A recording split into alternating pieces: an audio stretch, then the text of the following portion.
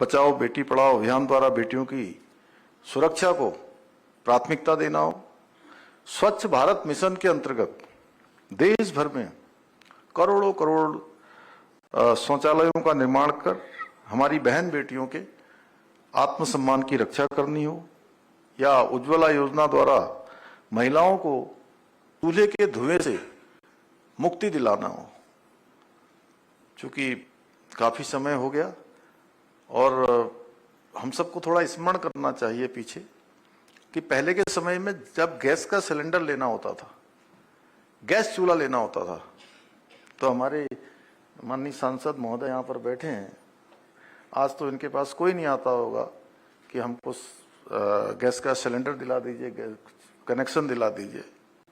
लेकिन मुझे याद है, मैं भी उस समय छोटा था, मैं देखता था कि एक सांसद को कुछ गैस के कनेक्शनों का अलॉटमेंट करने का अधिकार होता था।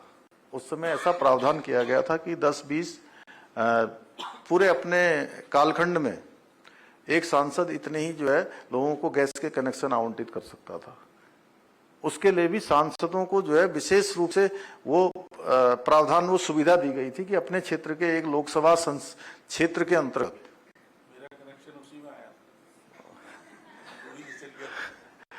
देखिए, अब आपने भी उस समय जो है यहाँ के लोकसभा के संसद सदस्य के रूप में सरदे खंडूरी जी उस समय यहाँ के सांसद होते थे, तो उसमें मिला कह रहे हैं आप। तो इस प्रकार की व्यवस्था होती थी और बड़ा अभाव होता था।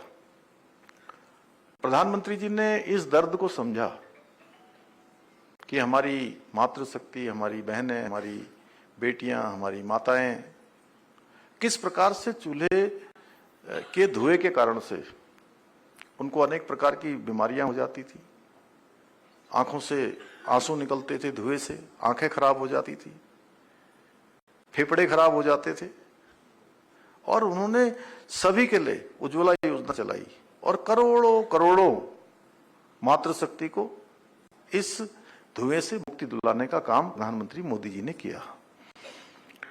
लखपति दीदी योजना के द्वारा महिलाओं को आत्मनिर्भर बनाना हो, या ट्रिपल तलाक जैसी कुप्रथा का अंत करना हो, ये सारे ही काम उनके नेतृत्व में हुए। और इन सभी ऐतिहासिक कदमों ने देश की मातृशक्ति के जीवन में एक बड़ा और सकारात्मक बदलाव लाने का काम किया। आदरणीय प्रधानमंत्री जी के इसी विजन को आगे बढ़ाते हुए हमारी राज्य सरकार भी महिलाओं के सर्वांगीण विकास के लिए संकल्पित होकर हम काम कर रहे हैं। हमने जहां राज्य की महिलाओं के लिए सभी सरकारी नौकरियों में 30% का क्षैतिज आरक्षण लागू किया है।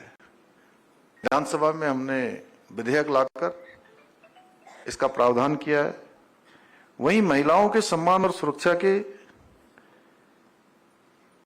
अधिकार के लिए सबसे पहले पूरे देश में समान नागरिक संहिता का कानून लागू करने का ऐतिहासिक काम भी देश में सबसे पहले देवभूमि उत्तराखंड में शुरू हुआ है।